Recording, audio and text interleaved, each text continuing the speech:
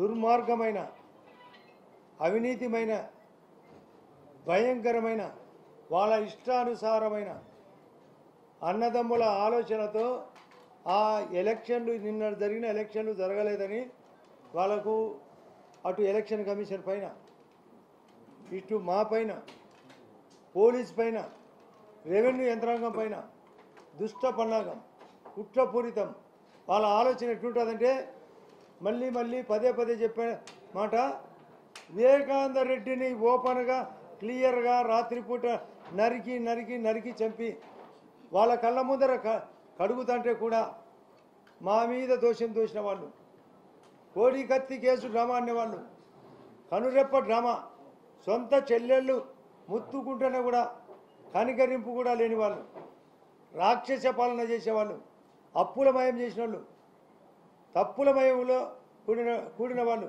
ఎలాంటి మాటలు మాట్లాడతారు రాక్షసులు కూడా బాధపడతారు వీళ్ళ యొక్క ప్రవర్తన చూసి నిన్న శాంతియుతంగా అసలు వాళ్ళు 11 నామినేషన్లు పడినప్పుడే తెలుసు ఇది ప్రజాస్వామ్య పద్ధతిగా ఎలక్షన్ జరుగుతున్నాయని ప్రొద్దున్నే మాది పెద్ద సామ్రాజ్యం అన్నారు కదా మీరందరూ ఉన్నారు కదా రావచ్చు కదా ఏ ఊర్లో కూడా ఎవరిని లాగినారు ఎవరిని గుంజినారు ఎందుకు వాళ్ళ యొక్క ఆలోచన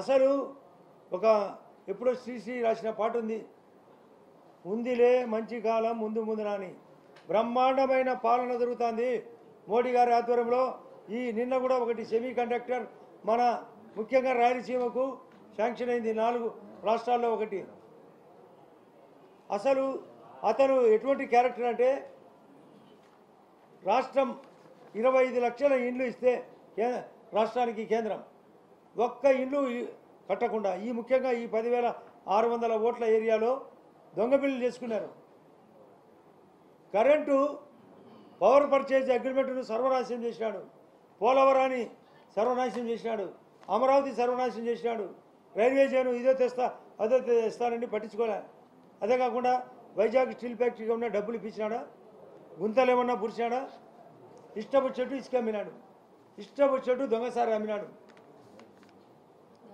ఇష్టం వచ్చినట్టు ప్రతి దాంట్లో అంగడి పెట్టుకున్నాడు ఆయన సారు పెద్ద మార్కెట్ పెడితే అవినాష్ రెడ్డి వాళ్ళు 2వ మార్కెట్ ఇంకా చిన్నోళ్ళందరూ చిల్లర మార్కెట్ ఎవరి కొద్దీ వాళ్ళు పాడా నిధులు దుర్వినియోగం బిల్లులు ఇవ్వలేకపోయినారు ఇటువంటి చెత్త క్యారెక్టర్ వాళ్ళు నిన్న జరిగిన ఎలక్షన్లను మళ్ళీ ఈరోజు ఏందో బాయ్కాట్ అంట పడండి బాయిలో పడి సావండి బాయ్కాట్ కాదు బాయిలో పడి సావండి మాకేం అభ్యంతరం లే ఈ దేశం ఈ రాష్ట్రం బాగుపడేదాని కోసం చంద్రబాబు నాయుడు గారు కొత్త ఆలోచన 4వసారి ముఖ్యమంత్రి ఈ రాష్ట్రాన్ని ఏపీని ఐపీని చేసిన ఘనత జగన్ది ఈ రాష్ట్రాన్ని విఐపి చేయబోయేది సిబిఎన్ జగన్ ఐపీ పెట్టినాడు సిబిఎన్ ప్లస్ దీన్ని విఐపిగా చేయబోతున్నాడు మోడీ గారి సహకారంతో ప్రపంచంలో 4వ స్థానం ఎక్కడ చూసినా నేషనల్ హైవే సీ పోర్టు మనది కూడా కడప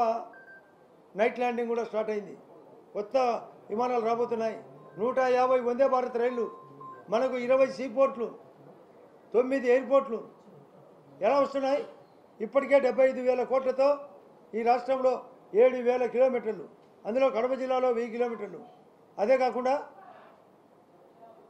25 లక్షల ఇల్లు కట్టి తీరుతాం ఆయన పేరు పెట్టుకున్నాడు జగనన్న కాలనీ అని ల్యాండ్ టైటింగ్ యాక్ట్ పెట్టి ఇక్కడ ప్రజలు ఇబ్బంది పెట్టాడు అరటి చీని ఇబ్బంది పెట్టాడు డ్రిప్ ఇరిగేషన్ కొంపముచ్చినాడు ఇటువంటి క్యారెక్టర్ పోయింది మేము మంచి పని చేస్తాం గౌరవ ముఖ్యమంత్రి గారు మాకందరినీ టెలికాన్ఫరెన్స్ తీసుకొని చెప్పినాడు వాళ్ళకి హామీ ఇవ్వండి ఏ యొక్క హామీని 100 రోజుల్లో పూర్తి చేస్తామని కాబట్టి నమ్మినారు ఓట్లేస్తారని ఎప్పుడు అత్యంత పిసినారు జగన్ రెడ్డి నేను గతంలో చెప్పిన డబ్బు కూడా తీయనోడు తీసినాడు ఎంత కావాలంటే అంత తీసినాడు అందరికీ పంచినాడు పంచర్ అయినాడు ఇటువంటి క్యారెక్టర్ ఈ జగన్ రెడ్డిని ఎవ్వరు ఒప్పుకోరు రేపు భవిష్యత్తులో ఈ రాష్ట్రంలో మా రవిరెడ్డి రేపు కంటెస్ట్ చేసే పరిస్థితుల్లో కూడా అనుకూలతగా మారుస్తాం ఈ యొక్క పులివెందులకు మా చేతనైతే మేమందరం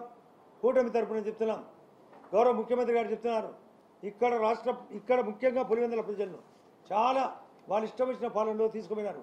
మహా అంటే 100 మందో 200 మందో వాళ్ళకి అనుయాయులు మాత్రమే బాగుపడినారు, ప్రజల్ని ఇబ్బంది పెట్టారు. కారణం మీకే అందరూ, మీరు కూడా దాంట్లో సాక్షులే. దొంగ బిల్లులు చేసుకున్నారు పాడా ఫండ్స్. నాకు బీహార్లో ఉండేదంట గతంలో ఒక సబ్ స్టేషన్, అంటే సబ్ స్టేషన్ ఉండదు, అకౌంట్ ఉంటుంది, డబ్బు రిలీజ్ అవుతుంది, సబ్ స్టేషనే ఉండదు. ఇక్కడ రోడ్లు వేయకుండా వేసినట్టు ఎన్నెన్ని బిల్లులు చేసుకున్నారు. ఎక్కడ పోయినా మీ పాడా ఫండ్స్ పోతే, నేను మొన్న ఈ కొత్తపల్లికి పోతే రోడ్డు ఏమి ఇది అని అడిగినా, సార్ ఎప్పుడో వేసిన రోడ్డు కానీ బిల్లు అయింది. ఎర్రబల్ల చెరువుకు సిగ్గులే మీకు, పుట్టికెక్కలేనమ్మా స్వర్గానికి ఎక్కునా అని చెరువుకు నీళ్ళు ఇప్పించలేని పరిస్థితి. పక్కనే 14 కిలోమీటర్లు జీవోడు ఇప్పించబోతున్నాం. ప్రజాస్వామ్యాన్ని దరిద్రంగా మర్డర్ చేసినారు వివేకానంద రెడ్డి మాదిరి. మేము ప్రజాస్వామ్యాన్ని పద్ధతిలో పరిగెత్తిస్తున్నాం. ఏమన్నంటే అమ్మ మీరు న్యాయపోరాటానికి వైసీపీ సిద్ధమైంది కాబట్టి టీడీపీ ఈ రీపోలింగ్ డ్రామా ఆడుతుందని వైసీపీ డ్రామానా? న్యాయ పోరాటానికి వైసీపీ వెళ్తుంది కాబట్టి రీపోలింగ్ డ్రామా. న్యాయ పోరాటం మొన్న ఏర్చారు కదా. న్యాయ పోరాటము మేము ఆల్రెడీ ప్రజాస్వామ్యబద్ధంగా మేము నామినేషన్లు వేసేసాం. నామినేషన్లు అందరూ వేశారు. ఎవరిది న్యాయబద్ధంగా జరిగింది? ప్రజాస్వామ్యం అక్కడే కనపడింది. ఆ రోజే బైకాట్ చేయాలి. మరి ప్రజాస్వామ్యబద్ధంగా మేము 11 నామినేషన్లు వేశారు. వాళ్ళు గతంలో వేసారా, వేయించినారా? వాళ్ళు మాట్లాడడం ఏంటి అసలు? మేము 11 నామినేషన్లు వేపించాం. మేము వేపించాక అందరూ వేసి ప్రజాస్వామ్యబద్ధంగా అందరూ 11 నామినేషన్లు వేశారు. మరి ఇంకా అదే ఆ రోజే బైకాట్ చేయాలి. కానీ ఏమనుకున్నారు? బెదిరిస్తే ఓట్లు వేస్తారు అనుకున్నారు. ప్రజలు కూడా మార్పు కోరారు. మంచి ప్రభుత్వానికి సహకరిస్తున్నారు.